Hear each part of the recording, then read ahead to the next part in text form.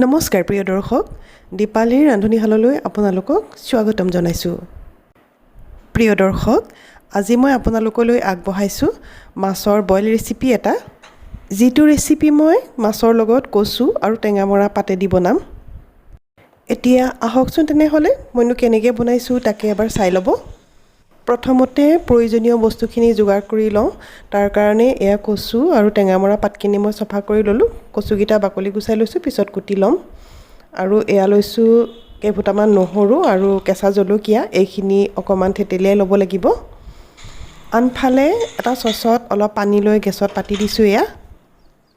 এতিয়া পানীখিনিত কুটি লোৱা কচুখিনি দি দিছোঁ।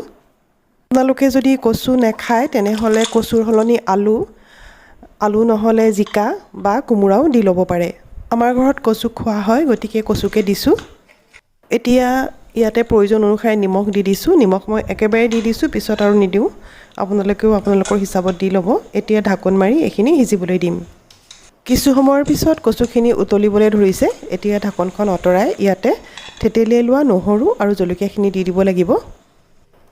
এয়া চাওক, নহৰু আৰু জলকীয়াখিনি মই এনেকৈ থেতেলিয়াইহে লৈছোঁ, একেবাৰে গুড়ি কৰা নাই। এইখিনি এনেকৈ দিব লাগিব, তেতিয়াহে ভাল লাগিব। এতিয়া এইখিনি ইয়াত দি দিছোঁ। তাৰপিছত ঢাকনখন মাৰি আকৌ এইখিনি সিজিবলৈ দিম। জুইটো মিডিয়ামত ৰাখি এইখিনি উতলি থাকিবলৈ দিব। এইফালে এখন টাৱা গৰম কৰিছোঁ। ইয়াতে মাছকেইডোখৰ অকণমান সেকি ল'ব লাগিব। টাৱাখন সম্পূৰ্ণ গৰম হ'বলৈ দিব, নহ'লে মাছবিলাক লাগি ধৰিব।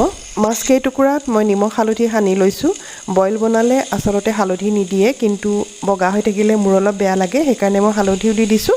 আপোনালোকে হালধি দিবও পাৰে বা নিদিবও পাৰে। মাছ কেইটুকুৰা লগে লগে লৰাই দিব নালাগে। জুইটো কমাই ৰাখি এনেকৈ কিছু সময় থাকিবলৈ দিব। কিছু সময়ৰ পিছত এনেকুৱা চেপেটা খন্তিখনেৰে এৰুৱাই চাব। যদি মাছকেইডোখৰ এৰাই গৈছে তেতিয়াহ'লে উলটিয়াই দিব, আৰু যদি এৰাই নাযায় তেনেহ'লে আৰু কিছু সময় তেনেদৰে ৰাখি দিব। মোৰ মাছকেইটুকুৰা টাৱাৰ পৰা ধুনীয়াকৈ এৰাই যোৱাৰ কাৰণে দুয়োটা চাইডে ৰঙচুৱা কৰি অকণমান সেকি ল'লোঁ। ইফালে কচুখিনি সিজিলে নাই তাকো এবাৰ চাই লওঁ। প্ৰিয় দৰ্শক, এইখিনিতেই মোৰ এটা অনুৰোধ থাকিল। মোৰ নতুন দৰ্শকসকলে যেন মোৰ চেনেলটো ছাবস্ক্ৰাইব কৰি ওচৰতে থকা বেল আইকনটো প্ৰেছ কৰি অল কৰি যায়। এয়া কচুখিনিও এতিয়া খুব ধুনীয়াকৈ সিজি গৈছে। এই সময়তে সেকি থোৱা মাছকেইডোখৰ এতিয়া ইয়াতে আমি দি দিব লাগিব। এনেদৰেই মাছকেইটুকুৰা ইয়াত দি দিলোঁ। এতিয়া এইখিনি এনেকৈ উতলি থাকিবলৈ দিব লাগিব।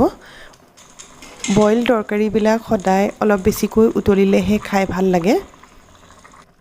এতিয়া জুইটো মিডিয়ামত ৰাখি ঢাকোন মাৰি 10 মিনিটমান সময়ৰ কাৰণে এইখিনি উতলিবলৈ দিব লাগিব। 10 মিনিটৰ পিছত এয়া ঢাকোন উদঙাইছোঁ। এতিয়া টেঙা পাতখিনি ইয়াত দিব লাগিব। প্ৰিয় দৰ্শক, ৰেচিপিটো চাই যদি এতিয়ালৈকে ভাল পাইছে তেনেহ'লে কমেণ্ট কৰিব, লাইক আৰু শ্বেয়াৰ কৰিব। এতিয়া এয়া টেঙামৰা পাতখিনি মই ইয়াতে দি দিম।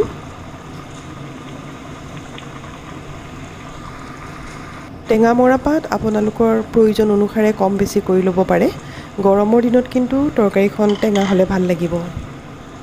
পাতখিনি দিয়াৰ পিছত 5 মিনিটৰ বাবে ঢাকোন মাৰি সিজিবলৈ দিলোঁ। 5 মিনিটৰ পিছত এয়া ঢাকোন উদঙাইছোঁ।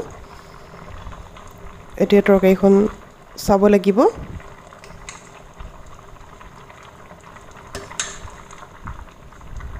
এয়া তৰকাৰীখন নমাবৰ হৈ গ'ল, ডাঠ হৈ আহিছে।